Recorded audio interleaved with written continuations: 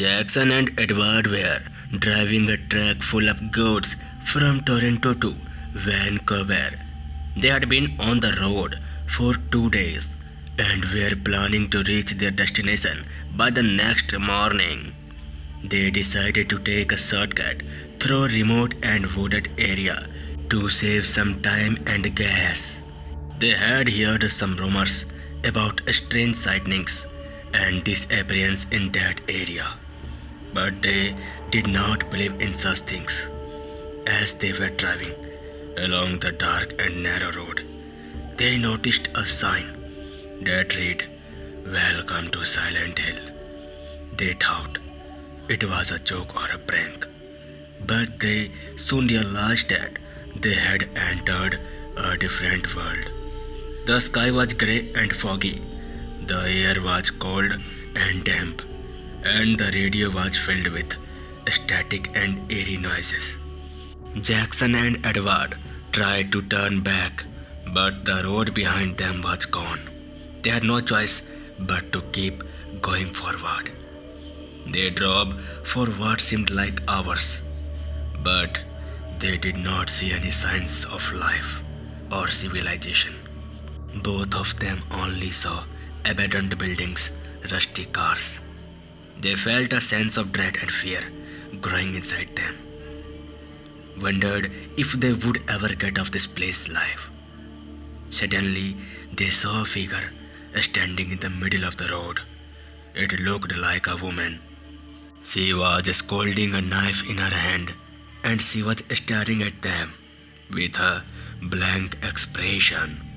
Jackson slammed on the brakes, but it was too late. The truck hit the woman. Jackson and Edward were shocked and terrified. They got out of the truck to check on the woman, but they could not find her body. They saw a pool of blood on the grounds and a trail of footprints leading to the woods. They heard a scream coming from the woods, followed by a loud roar. They realized that they had made a terrible mistake. They had not hit a woman, but a monster that was now angry and hungry, a monster that was coming for them. After thinking, they ran back to the truck, hoping to escape, but as they got inside, they saw another horror waiting for him. The truck was filled with corpses of people who had been killed and mutilated by the monster. Seeing this, both of them got very scary. After which, they left the truck there and started running. Because if they ran away with the truck, then the devil would not leave him. They kept running for about 1 hour, and then they saw a police station. After that, Jackson and Edward goes inside the police station and tells the police what happened to him. Even the police get shocked after hearing those dreadful things. After that, they get ready to go to his truck at this time. And within a few minutes, when they reached there, their truck was standing as it was. The surprising thing was that now there was no one inside the truck. On seeing the policeman gets angry and say, "You fools! Why you make such jokes?" Then those policemen leave from there in anger, and after that both of them also leave with their truck and want to be safe and sound.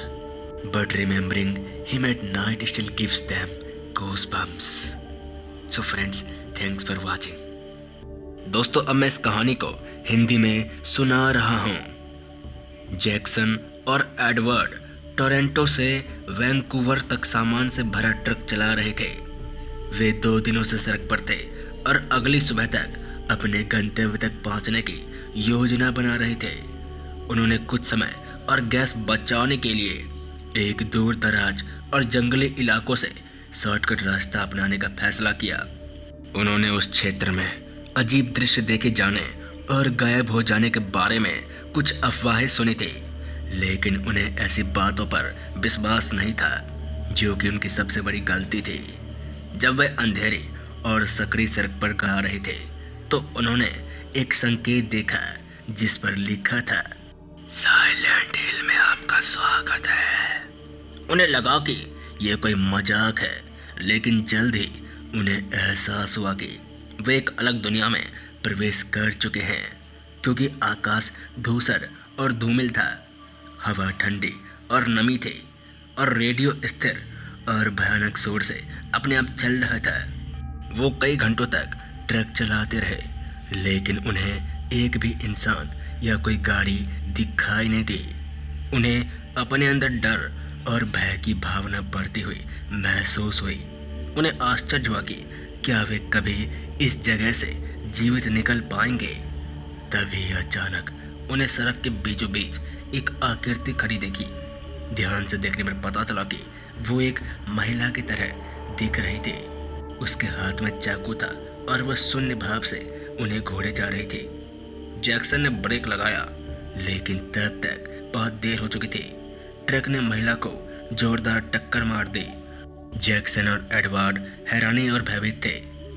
वे महिला की जांच करने के लिए truck से बाहर निकले, लेकिन उन्हें उसका शव नहीं मिला। उन्होंने केवल जमीन पर खून का एक पुल और जंगल के और जाते पैरों के निशान देखे। उन्होंने जंगल से एक चीख की आवाज़ सुनी, जिसके बाद जोर से दहाड़ने की आवाज़ आई। उन्हें एहसास हुआ कि उन्होंने एक भयानक गलती की है। उन्होंने किसी महिला को नहीं, बल्कि एक राक्षस को मारा था। एक राक्षस जो अब क्रोधित और भूखा था। एक राक्षस जो उनके लिए आ रहा था। वे भागने की उम्मीद में वापस ट्रक की ओर भागे, लेकिन जैसे ही वे अंदर पहुंचे, उन्होंने देखा कि एक और भयावहता उनका इंतजार कर रही थी, क्योंकि ट्रक के अंदर लाशें भरी हुई थी जिन्हें राक्षस ने मारा था। ये देखकर वो दोनों काफ़ी घबरा गए, जिसके बाद वो ट्रक को वहीं छोड़कर भागने लगे, क्योंकि अगर वो ट्रक लेकर भागे तो वो शैतान उन्हें नहीं छोड़ता। तकरीबन 1 घंटे तक वो लोग भागते रहे और तब जाकर उन्हें एक पुलिस स्टेशन दिखाई दिया। फिर जैक्सन और एडवर्ड पुलिस स्टेशन के अंदर चले जाते हैं और उनके साथ जो हुआ वो सारी बातें पुलिस को बता देते हैं। वो खौफनाक बातें सुनते ही पुलिस के भी होश उड़ जाते हैं। इसके बाद वो लोग इस समय उसके ट्रक के पास जाने के लिए तैयार हो जाते हैं। रात को ही वो उनके ट्रक के पास जाने के लिए निकल जाते हैं और कुछ ही मिनटों के अंदर जब वो वहाँ पहुँचते हैं तो उनके ट्रक वैसे की वैसे ही खड़ी थी। हैरान करने वाली बात तो ये थी कि अब ट्रक के अंदर कोई भी नहीं था। ये देखते ही पुलिस वाले गुस्से हो जाते हैं और कहते हैं, अरे ऐसा मजाक कौन करता है। फिर वो पुलिस वाले गुस्से में वहाँ से निकल जाते हैं और उसके बाद वो दोनों भी अपनी ट्रक लेकर निकल जाते हैं और सही सलामत पहुँच जाते हैं। लेकिन उस रात को याद करके आज भी उनके रोंगटे खड़े हो जाते हैं। तो दोस्तों, ये थी आज की कहानी। आज मैंने सोचा कि कुछ नया ट्राई किया जाए, इसलिए मैंने पहले इंग्लिश उसके बाद हिंदी में इसी कहानी को बनाया है। अगर आपको ये कहानी अच्छी लगे तो चैनल को लाइक शेयर सब्सक्राइब जरूर कीजिए। मिलते हैं इसी कहानी के साथ, तब तक के लिए जय हिंद, जय भारत।